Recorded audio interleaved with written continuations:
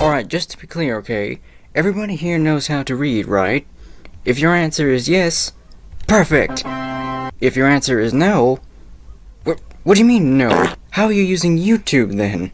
Anyway, right now, just imagine you have something to read, right? You know, like a book. Or, no, but like a good book, something you'd actually want to read. Or actually, you know what, forget books right now. Right now, just imagine anything that you could read off of.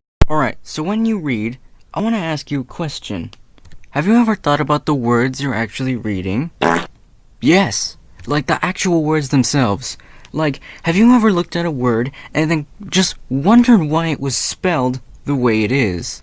Interesting question, right? Wrong.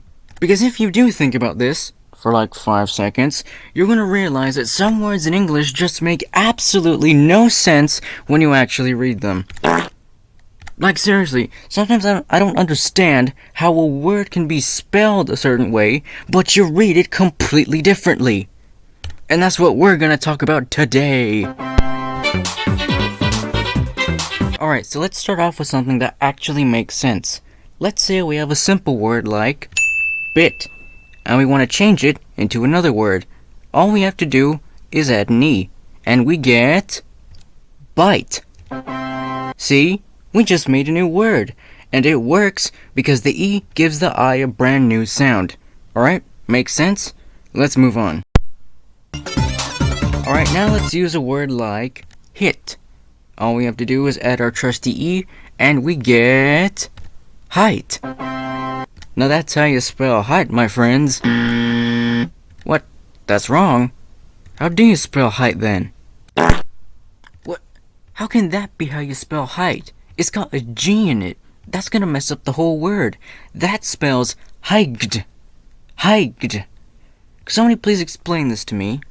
Actually, Nate, you moron, the G is silent in this word. The G is what?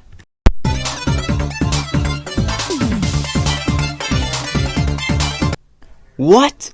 How can that make any sense? Why is it even there if it doesn't make a sound? Just take it out then.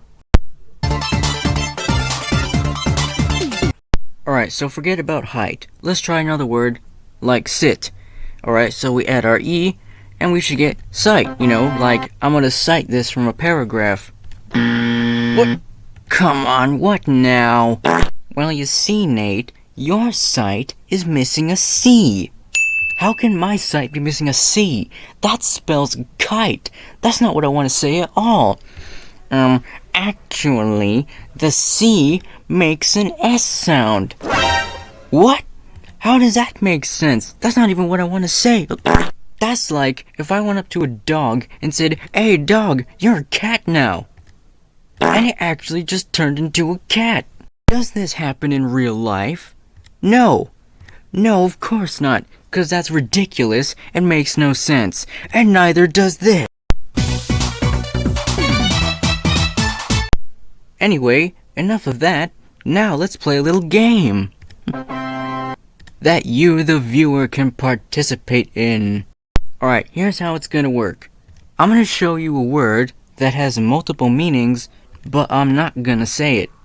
And your job is to tell me what the word is. Alright? I didn't know there'd be a test! I didn't study! Well, don't worry, because it's multiple choice. Alright, let's go. Alright, so today's word is... Alright, so is it A, minute, B, minute, or C? Timer starts now.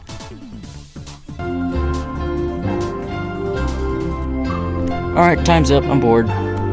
If you chose A, you're wrong. If you chose B, also wrong. And if you chose C... Oh, come on, it's not even an answer, right? And if you didn't answer, you're correct.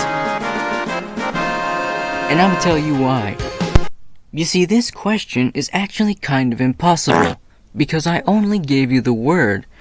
You cannot tell what the answer is with just the word. But, let's say I gave you something like this, with the word, now we can tell that the answer is not minute, but because it's an adjective, it's minute. Now, is that stupid? Correct. And that's all, folks. Alright, listen up. If you made it this far, I just have to say thank you for watching. Like, seriously, you're amazing. The fact that you took time out of your day to watch an idiot like me rant on about nothing, seriously, man, you're amazing, and I appreciate you. Anyway, that's enough ranting for today.